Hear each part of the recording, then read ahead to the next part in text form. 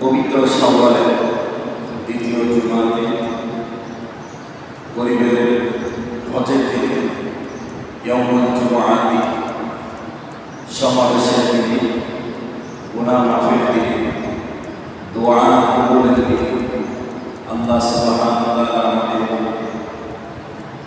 আল্লাহর প্রিয়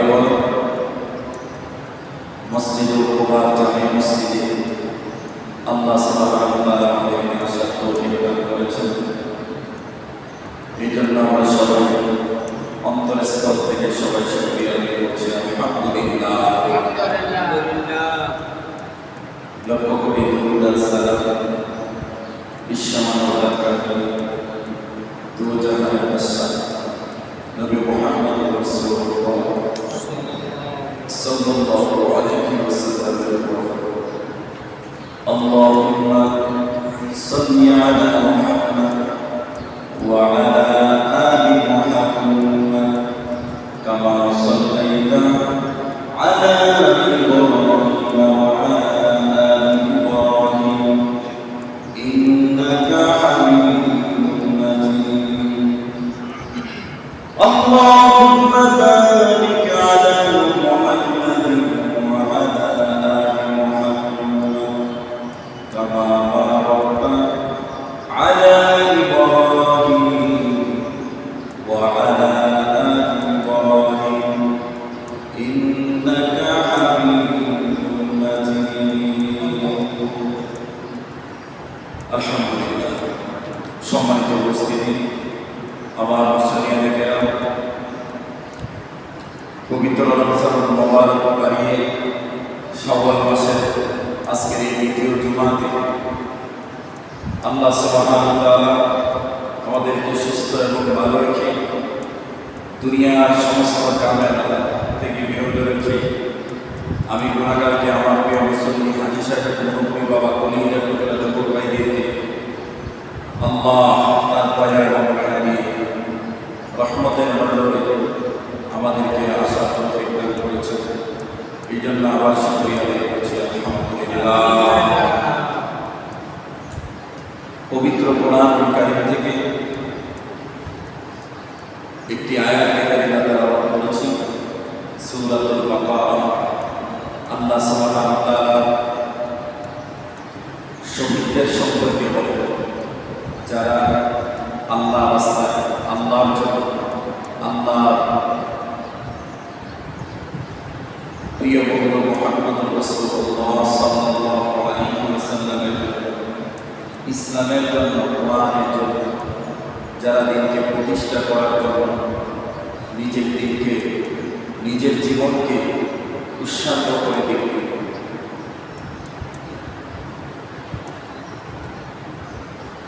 ওই শহীদদেরকে আল্লাহ তাআলা বলেন যে তোমরা তাদেরকে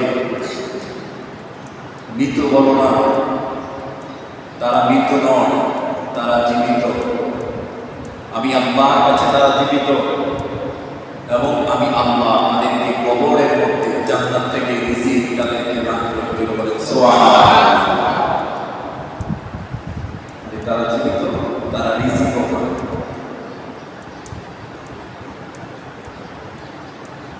আল্লাহ সময়ের কসম খাইছেন, ওয়া আসর বলে আল্লাহ সময়ের কসম খাইলেন।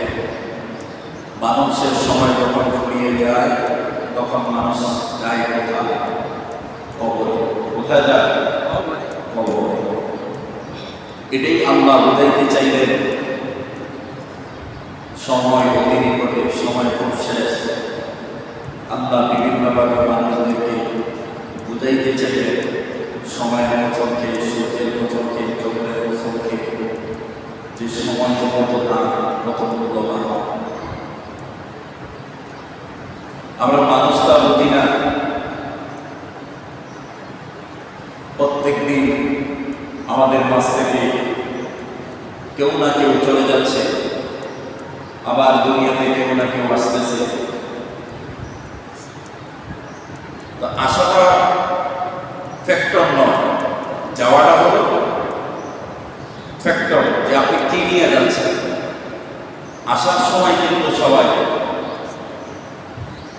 বেগুনা মাসুম হয়ে দুনিয়াতে আসে, কিন্তু যাওয়ার সময় কিন্তু বেগুনা মাসুম হয়ে সবাই যাইতে পারে না, আল্লাহ যদি ক্ষমা করে।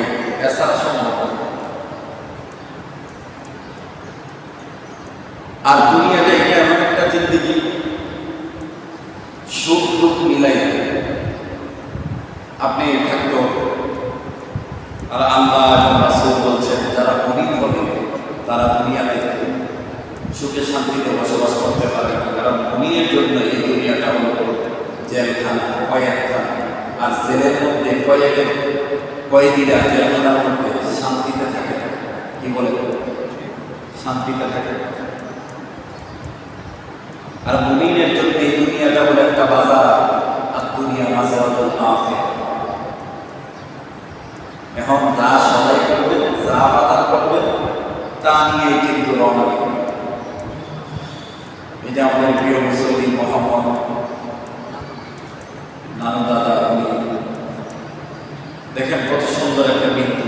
জুমার রাতে উনি মৃত্যুবরণ করেছেন।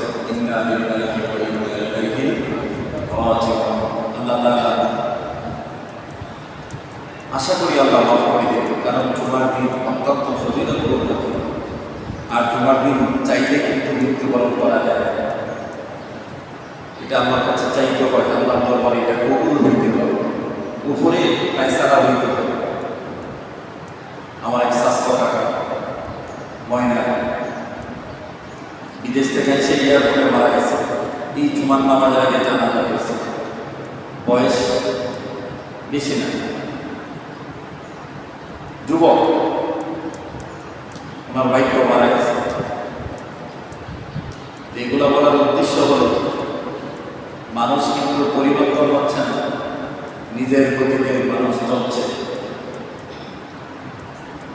আজকে ফিলিস্তিনের দিকে তাকাও, গাজার দিকে তাকাও, বোম মারতেছে মানুষ, বোমের আঘাতে আকাশের মধ্যে উঠতেছে। ঠিক কিনা?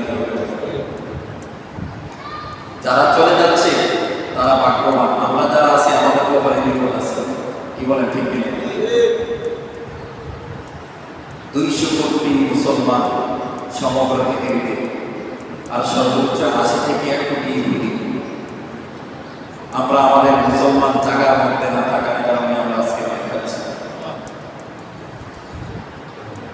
আর বেশিরভাগ এই ইসরায়েল হানাদার বাহিনী তারা বাচ্চাদের উপরে আক্রমণ করতেছে, বেশি শিশুদেরকে হত্যা করতেছে। এই জন্য আল্লাহ তাআলা পবিত্র কোরআন কারীমে বলেন, ওয়ালা তাকুতুলু লিমান ইউকতালু ফি সাবিলিল্লাহি আমওয়াত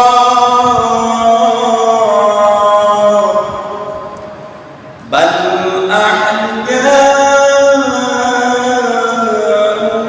ওয়ালাকিন লা তাশউরুন।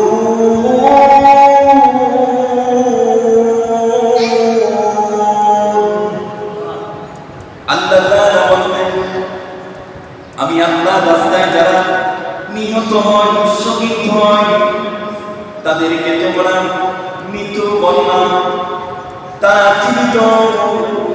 এই বিষয়টা তোমরা অনুবাদন করতে পারো না, অনুভব করতে পারো না। ওয়ালা তাহসাবান্নাল্লাযীনা কুতিলু ফী সাবিলিল্লাহি আমওয়াতা বাল আহইয়াউন 'ইনদা রাব্বিহিম ইউরযাকুন।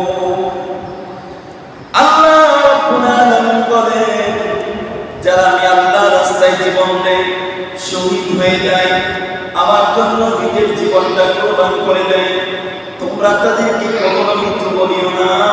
তারা আমি আল্লাহর কাছে জীবিত এবং আমি আল্লাহ তাদেরকে কবরের মধ্যে রিজিক দান করি। জোরে বলেন সুবহানাল্লাহ। চার শ্রেণীর পিতামাতা আছে এবং তারা বিনা হিসাবে ডাইরেক্ট জান্নাতে চলে যাবে। সুবহানাল্লাহ বলুন। চার শ্রেণীর পিতামাতা এমন আছে তারা দুনিয়াতে মৃত্যুর সাথে সাথে তারা বিনা হিসাবে জান্নাত। চার শ্রেণীর পিতামাতা।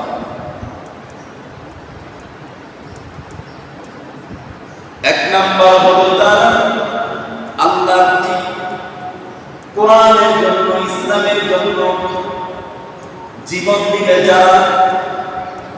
আল্লাহু আকবার। আল্লাহ বলেন আমার দ্বীনের জন্য, ইসলামের জন্য, কোরআনের জন্য যারা জীবন দিবে সে তো বিনা হিসাবে জান্নাতে যাবে এবং তার মা বাবা মৃত্যুর সাথে সাথে আমি আল্লাহর জান্নাতে প্রবেশ করবে। জোরে বলেন আল্লাহু আকবার। আল্লাহর রাসূলের সাহাবায়ে কেরাম ওনাদের সন্তানের জন্য, ইসলামের জন্য, কোরআনের জন্য শহীদ হইতেন। ওনারা কান্না করতেন না, চোখের পানি মুছে ফেলতেন, ধৈর্য ধারণ করতেন, আল্লাহর কাছে দোয়া করতেন। নবী করিম সাল্লাল্লাহু আলাইহি ওয়াসাল্লাম যুদ্ধ করে মদিনাতে ঢুকতেছেন। প্রতিমধ্যে রাস্তার মধ্যে দেখতেছেন একজন মহিলা দাঁড়িয়ে দাঁড়িয়ে সন্তানের জন্য কান্না করছে। নবীজি ওই মহিলাকে দেখে চিনে ফেললেন, জিজ্ঞেস করলেন, মা আপনি কি অমুকের মা? ওই মহিলা বললেন, ইয়া রাসূলুল্লাহ আমি অমুকের মা। নবীজি বললেন, মা গো আপনি বড় ভাগ্যবান, আপনার সন্তান আমার সাথে যুদ্ধে গিয়ে শহীদ হয়েছে। জোরে বলেন সুবহানাল্লাহ। আমি যুদ্ধের ময়দানে জানাজা নিয়ে দাফন করে এসেছি। এবার মহিলা বললেন, ইয়া রাসূলুল্লাহ তাহলে আমি আর কাঁদবো না। কাঁদবো না কারণ আমি জানি আপনার জবান মোবারকে আমি শুনেছি আল্লাহ রাস্তায় ইসলামের জন্য, কোরআনের জন্য যদি কেউ জীবন দেয় ওই সন্তান তো জান্নাতি হবে এবং ওই সন্তানের মা বাবা বিনা হিসাবে জান্নাতি। সুবহানাল্লাহ। সাথে সাথে ওই সাহাবীর মা চোখের পানিগুলো মুছে ফেললেন। বাবা আমরা তো শহীদ, জান্নাতি জান্নাতি জান্নাতি। এই শহীদেরা কিয়ামতের ময়দানে আল্লাহর কাছে বলবে, হাদিসের মধ্যে আছে, আল্লাহ তুমি যদি দুনিয়াতে আমাকে আরেকবার পাঠাইয়া দাও, আল্লাহ আবার তোমার রাস্তায় শহীদ হতে চাই, আবার পাঠাও, আবার তোমার রাস্তায় শহীদ হতে চাই। আজকে দেখেন কত মানুষ কত দিকে অভিযোগ খোঁজে। ফিলিস্তিনের পক্ষে, গাজার পক্ষে আমরা একটা স্লোগান দিতে ভয় পাই। 200 কোটি মুসলমানের দেশ, সমগ্র পৃথিবী 200 কোটি মুসলমান। পুরো পৃথিবীর মুসলমান লাগে না, কয়েকটা মুসলিম কান্ট্রি যদি একত্র হয়ে ইসরায়েলকে যদি ভয় দেখায় তাহলে তারা এতটুকু সাহস পায় না। মনে রাখবেন এই গাজা ফিলিস্তিন মাটির সাথে মিশিয়ে দিতে পারবে না, সম্ভব না। এই গাজা স্বাধীন হবে, বাইতুল মুকাদ্দাস, বাইতুল মাকদিস স্বাধীন হবে, এটা মুসলমানদের হাতে আবার আসবে। কারণ আল্লাহ রাসূল বলে গিয়েছেন, মক্কা বিজয় হওয়ার আগে অনেক সাহাবী দুনিয়া থেকে বিদায় নিয়েছেন, অনেক মাইর খেয়েছেন। এই ইহুদি খ্রিস্টানের বাচ্চারা তোমরা মনে করেছো মুসলমানদেরকে তোমরা দুলিশাত করে দিবা, না না না, কখনো সম্ভব না। ইসলামের গোড়ার মধ্যে যত রক্ত ঢালবে ততই ইসলামের কাজ আর স্বাধীন পর্যন্ত পৌঁছে যাবে। ঠিক কিনা বলে? যত রক্ত ঢালবে ইসলাম তত মজবুত হবে। আর বাইতুল মাকদিস মুসলমানদের প্রথম কিবলা, এটা কোনো অবস্থাতে ধ্বংস করা সম্ভব নয়।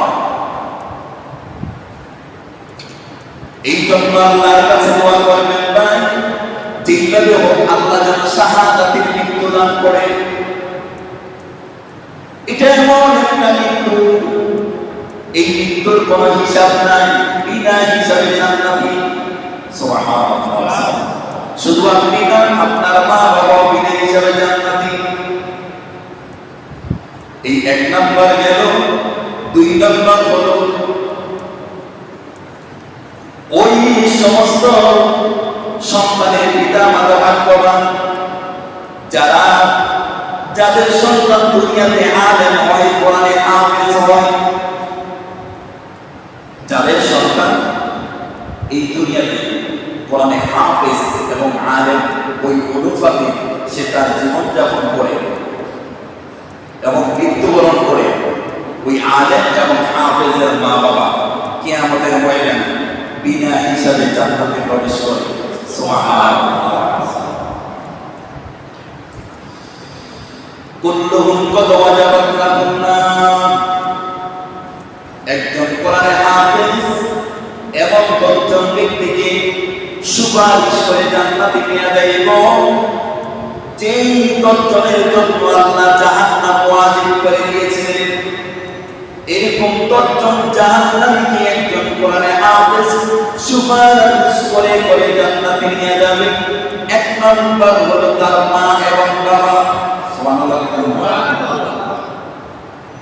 মা বাবা, দাদা দাদু, নানা নানু এবং এই যে লজিক ব্যাগ খানা খাইয়া পড়ালেখা করছেন, এরকম আত্মীয় স্বজনদের মধ্যে 10 জনকে আপনি সুপারিশ করে জান্নাতে আপনি নিয়ে যেতে পারবেন। এটা আল্লাহ তাআলা হুকুম দিবেন। সুবহানাল্লাহ বলবেন না?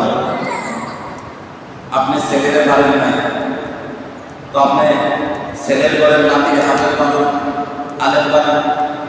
ছেলের ঘরের নাতিকে পারেন নাই, মেয়ের ঘরের নাতিকে হাফেজ বানান, আলেম বানান। তাহলে আল্লাহর রাসূলের হাদিস অনুযায়ী আপনি নানা দাদা আপনিও জান্নাতের মালিক হয়ে। সুবহানাল্লাহ বলবেন।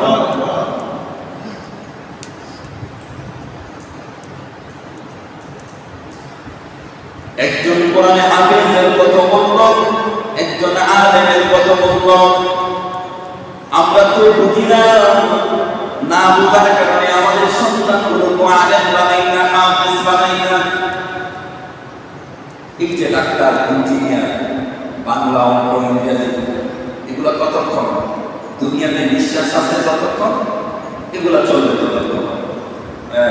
নিঃশ্বাস বন্ধ হয়ে যাবে, তখন আপনার এই যে আমল, এই আপনার কোরআন, এগুলো আপনার মৃত্যুর পরে কবরের মধ্যে চতুর্দিক দিয়ে ডাম হয়ে আপনাকে দাঁড়িয়ে থাকবে। যখন জাহান্নামের আগুন আসবে, ফেরেশতারা আসবে আপনাকে সওয়াল জবাব করার জন্য, তখন এই আমল ফেরেশতার সাথে কথা বলবে। সুবহানাল্লাহ। রোজা একদিক দিয়ে দাঁড়িয়ে যাবে, কোরআন একদিক দিয়ে দাঁড়িয়ে যাবে, নামাজ একদিক দিয়ে দাঁড়িয়ে যাবে, হজ একদিক দিয়ে দাঁড়িয়ে যাবে। আর আপনার নেককার সন্তান দুনিয়া থেকে নামাজ পড়ে, কোরআন তেলাওয়াত করে করে আপনার জন্য দোয়া করতে থাকবে। অটোমেটিকলি সদকা জারিয়া আপনার কবরের মধ্যে ঢুকতে থাকবে। সুবহানাল্লাহ। এবং যদি কবরে আযাব থাকে আর সন্তান যখন কোরআন তেলাওয়াত করবে, দোয়া করবে, এই দোয়ার উসিলায় আল্লাহ তাআলা কিয়ামত পর্যন্ত আপনার কবরের আযাব বন্ধ করে দেবেন। সুবহানাল্লাহ।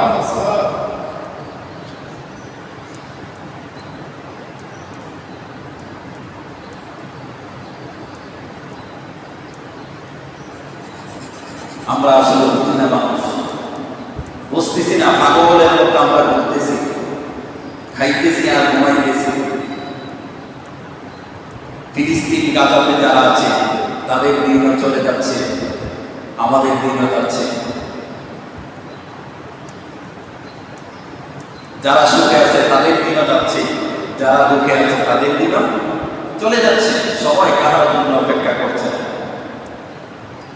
আমল নামায় কিন্তু আমল বাড়তেছে, কারো নেকের আমল, কারো বদের আমল বাড়তেছে। এই জন্য আমাদের সন্তানগুলোকে আলেম হাফেজ বানাতে হবে। যদি আলেম হাফেজ বানাতে পারেন, হক্কানি আলেম হাফেজ, এই হক্কানি আলেম হাফেজের মা আল্লাহ রাসূল সাল্লাল্লাহু আলাইহি ওয়াসাল্লাম বলেন, তারা হাশরের ময়দানে নূরের মুকুট তাদের মাথায় দিয়ে আল্লাহ জান্নাতে প্রবেশ করে দেবে। সুবহানাল্লাহ। 3 নম্বর হলো ওই সমস্ত পিতামাতা, সন্তানের পিতামাতা তারা ভাগ্যবান যাদের সন্তান দুনিয়াতে আসার পরে ছোটবেলা নাবালেগ অবস্থায় মৃত্যুবরণ করেছে। নাবালেগ, বালেগ হওয়ার আগে, মানে ছোট বাচ্চা, বালেগ হওয়ার আগে নাবালেগ অবস্থায় মৃত্যুবরণ করেছে। আমাদের দেখবেন অনেক মা বোনেরা আছে, তাদের অনেক সন্তান, কেউ পেটের মধ্যে মারা যায়, কেউ ডেলিভারির পরে মারা যায়, কেউ দুনিয়াতে আসার 1 বছর 2 বছর 3 বছর পরে মারা যায়। এই বাচ্চাগুলো হলো বেগুনা, এগুলো হলো জান্নাতের পাখি। সুবহানাল্লাহ বলেন না? এগুলো গুনাহ, বেগুনা, তাদের কোনো গুনাহ নাই, তারা নাবালেগ। নবী করিম সাল্লাল্লাহু আলাইহি ওয়াসাল্লাম বলেন, আমার উম্মতেরা শোনো, কারো সন্তান যদি নাবালেগ অবস্থায় যদি দুনিয়া থেকে আল্লাহর কাছে চলে যায়, আর ওই মা বাবা যদি ধৈর্য ধারণ করতে পারে, ধৈর্য ধারণ করে হাই হুতাশ না করে, কান্নাকাটি না করে আল্লাহর দরবারে যদি শুকরিয়া আদায় করে, আল্লাহ তোমার বাপ, আল্লাহ তুমি নিয়ে গিয়েছো, হায়াত নাই, চলে গেছে, আল্লাহ আমার তো কিছু করার নাই। আল্লাহ তাআলা বলেন, এই ফেরেশতা, আমার বান্দার একটা কলিজা ছিঁড়ে নিয়ে আসা হয়েছে। কারণ মা বাবার সন্তান কিন্তু মা বাবার কলিজা। এই ফেরেশতারা জান্নাতের মধ্যে বাইতুল হাম নামক একটি ঘর তৈরি করো। সুবহানাল্লাহ বলবেন না? জান্নাতের মধ্যে একটা ঘর তৈরি করো, ওই ঘরের নাম দিয়ে দাও বাইতুল হাম। এই বাইতুল হাম মধ্যে কারা প্রবেশ করবে? নবী করিম সাল্লাল্লাহু আলাইহি ওয়াসাল্লাম বলেন, ওই বাইতুল হামদের মধ্যে তারা প্রবেশ করবে যাদের পিতামাতার সন্তান নাবালেগ অবস্থায় দুনিয়া থেকে বিদায় নিয়েছে। সুবহানাল্লাহ। নাবালেগ অবস্থায় দুনিয়া থেকে বিদায় নিয়েছে, তাদের সন্তানগুলো জান্নাতের ভিতরে একটা ঘর আছে, বালাখানা আছে। ওই বালাখানার নাম হলো সাম্মুহুম বাইতুল হাম। ওই বাইতুল হাম নাম ঘরের মধ্যে ওই সমস্ত মা বাবারা প্রবেশ করবে যাদের সন্তান ছোটবেলা নাবালেগ অবস্থায় মৃত্যুবরণ করেছে। জোরে বলেন আল্লাহু আকবার।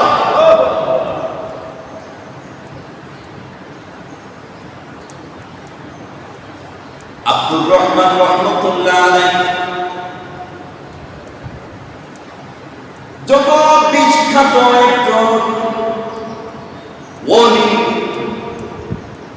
আল্লাহর প্রিয় বান্দা আব্দুর রহমান রাহমাতুল্লাহ আলাইহি, উনি আল্লাহর কাছে দোয়া করতেন, আল্লাহ ছোটবেলায় যেন আমার একটা সন্তান মইরা যায় জান্নাতের লোভে। সুবহানাল্লাহ কেন না? জান্নাতের লোভে। এই আব্দুর রহমান রাহমাতুল্লাহ আলাইহি কিতাবের মধ্যে আছে, উনি আল্লাহর কাছে দোয়া করতেন, আল্লাহ নাবালেগ অবস্থায় আমার একটা ছেলে নিয়ে দেন, আমার আমল যদি আপনার দরবারে কবুল নাও হয়, আমার এই শিশু সন্তানের বিষয়ে আমি একটা জান্নাতের সার্টিফিকেট পেয়ে যাব। সুবহানাল্লাহ। আরো জোরে বলেন আল্লাহু আকবার। অথচ আমরা সন্তান নেব কি? এই ডিজিটাল এই বাংলাদেশে আমরা এখন জন্ম নিয়ন্ত্রণ করি, ঠিক কিনা? জোরে বলেন। একটা দুইটা এর বেশি দরকার নাই।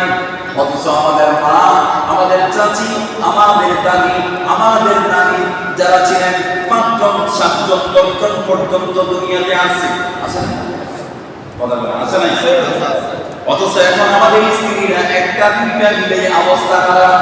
নবী করিম সাল্লাল্লাহু আলাইহি ওয়াসাল্লাম হাদিসের মধ্যে বলেন, যেই বংশের মধ্যে সন্তান বেশি জন্মগ্রহণ করা হয়, ওই বংশের মধ্যে তুমি বিবাহ করো, আমার উম্মত বানাও। সুবহানাল্লাহ কেন না? উম্মত বানাও। অথচ আমরা সন্তান একটা নিয়ে আরেকটা নিই না। যেমন ফ্যাক্টরির মাল মন চাইলে দিলাম না মন চাইলে নাই, একটা হইলে ভালো হয়, দুইটা হইলে আরো ভালো, এরকম একটা স্লোগান আছে। দুইটা হইলে ভালো, একটা হইলে আরো ভালো। জন্ম নিয়ন্ত্রণ করে। তো আপনি যদি জন্ম নিয়ন্ত্রণ করেন, আপনার সন্তান আসবে কোত্থেকে, আপনার গর্ভ কোত্থেকে? 7 জন 8 জন 9 জন 10 জন সন্তান যদি আসে, এর ভিতরে যদি কোন সন্তানের হায়াত যদি না থাকে, আর যদি মৃত্যুবরণ হয়ে যায়, আর যদি কোন রকম মা বাবা ইমান নিয়ে মৃত্যুবরণ করতে পারে, আল্লাহর রাসূল বলেন ওই মা বাবা জান্নাতে যাওয়ার জন্য তার একটা সার্টিফিকেট হয়ে গেল। সুবহানাল্লাহ। যুগে এখন সময় নষ্ট করে দিয়েছে। এবং আল্লাহ রাসূল সাল্লাল্লাহু আলাইহি সাল্লাম বলেন, কোন মা যদি সন্তানকে ডেলিভারি করতে গিয়ে মৃত্যুবরণ করে, ওই মাকে আল্লাহ শাহাদাতের মর্যাদা দান করবে। সুবহানাল্লাহ।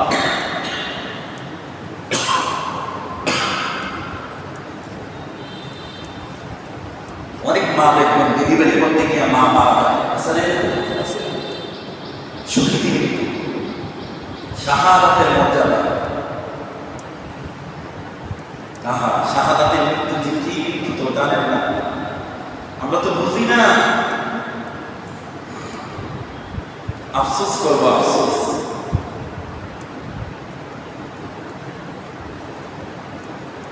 এই জন্য ছোট বাচ্চা মরতে গেলে আগে তো হওয়া লাগবে, হওয়া লাগবে। তো আমরা স্বামী স্ত্রী প্ল্যান করি, একটা দুইটা এলে বাবা, বেশি হইলে খাওয়াইব কেনা, এত সম্পদ টাকা দিব কেনা, এগুলা নিয়ে আমরা প্ল্যান করি। আর এই প্ল্যান তো আপনার কাছে না, প্ল্যান কার কাছে? কথা বলে না, কার কাছে? রিজিক তো আল্লাহর কাছে। আপনি তো সামান্য মাত্র উসিলা, আপনার মাধ্যমে সন্তান দুনিয়াতে আসবে। লালন পালন করে ছেড়ে দেন, রিজিকের ফয়সালা করবে কে? আল্লাহ করবে। 7 জন 8 জন 9 জন 10 জন হয়েছে আমার মার ঘরে, কোনো সিজার লাগছে না, এখন আমার বউ লাগে 3টা সিজার। কি বলেন? জামানার মতো। কারণ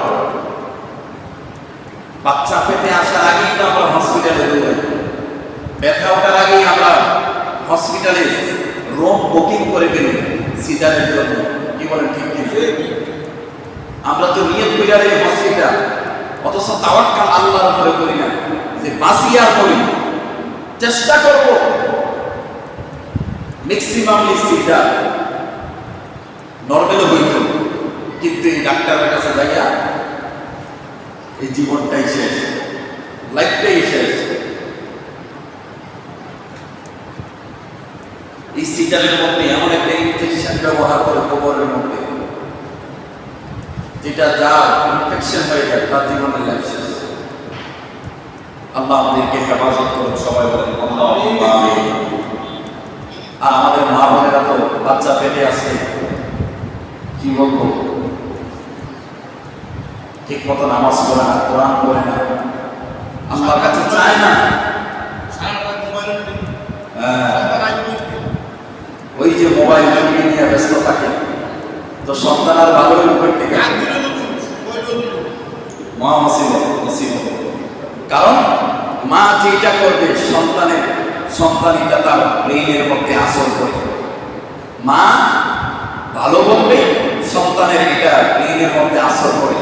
খারাপ বলবে, এটা সন্তান তার ব্রেইনের মধ্যে আসর করবে, কারণ মার সাথে সন্তানের একটা প্রাণের সম্পর্ক। আল্লাহ আমাদেরকে হেফাজত করুন, সবাই বলেন আল্লাহুম্মা আমিন। 4 নম্বর সন্তানের পিতা মাতা হলো তারা যাদের সন্তান দুনিয়াতে আসতে ল্যাংড়া, কানা, আতুরা, প্রতিবন্ধী হয়, বোবা হয়। যাদের সন্তান জন্মগত বোবা, জন্মগত পাগল, তারা বিনা হিসাবে জান্নাত। সুবহানাল্লাহ। আর যখন সুবহানাল্লাহ, কারণ যারা পাগল তাদের কোনো শরীয়ত নাই, তাদের কোনো শরীয়ত নাই। আর যে কানা তার কোনো ইসলামের কোনো বিধান নেই। এক কানা ব্যক্তি সে নামাজ পড়তে হবে, তার বিধান আছে, কিন্তু পাগলের কোনো শরীয়ত নেই, কারণ সে তো পাগল। হ্যাঁ, তবে কানা ব্যক্তি যে উনি এই চোখের কারণে দুনিয়ার শান্তি এটা বোঝে না, যার কারণে আল্লাহ রাসূল বলছেন কানা বিনা হিসাবে চলবে। অনেকের বলে দেখবেন প্রতিবন্ধী ল্যাংড়া আতুরা হয়, এরপরে ফালতে ফালতে এক সময় মা বাবা অতিষ্ঠ হইয়া কয় আল্লাহ আমার কোনো গজব দিছে, কয়নি আল্লাহ আমারে কি দিল, এটা ল্যাংড়া আতুরা নিয়ে কি করব?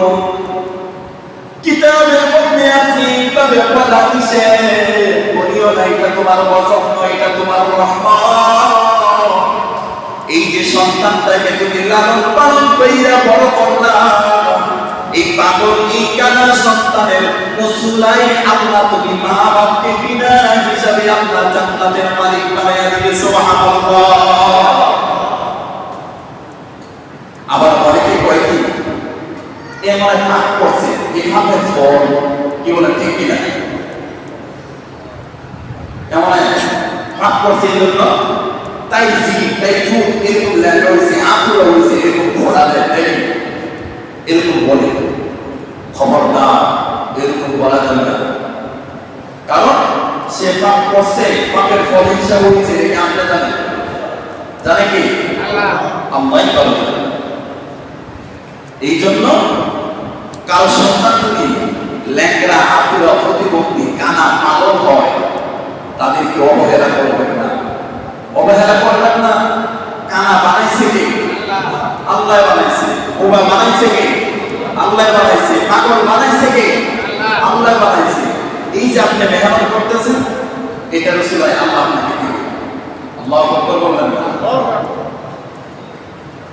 এই জন্য সম্মানিত উপস্থিতি আমার মুসলিয়ানে কেরাম, এই যে 4 শ্রেণীর সন্তানের পিতা মাতা তারা বিনা হিসাবে জান্নাতে যাবে, এই 4টা বিষয় আমি সংক্ষেপে বললাম, কারণ বিস্তারিত আলোচনা করি নাই। আমরা একটু আগে নামাজ পড়তে হবে, যেহেতু আমরা গ্রামের ভিতরে যেতে হবে, আমাদের নানু দাদা উনি দুনিয়া থেকে বিদায় নিয়েছেন, আমরা জুমার নামাজ পড়ে আবার তারা মাদ্রাসায় যেতে হবে। এই জন্য আজকে আলোচনা দীর্ঘায়িত করবো না, আমরা দোয়া করবো। গ্রামের ভিতরে মনে একটা মহিলা মারা গেছে, সম্ভবত একটা মহিলা মারা গেছে, আর আমাদের নানু দাদা উনিও মারা গেছেন। আসলে জুমার দিন খুব সুন্দর ছিল। আল্লাহ তাআলা আমাদেরকে মাফ করুন, ওনার কবরগুলো জান্নাতের টুকরা বানিয়ে দেন সবাই বলেন আল্লাহুম্মা আমিন। আর আমাদের সন্তানগুলোকে আমরা মানুষ করার জন্য চেষ্টা করব।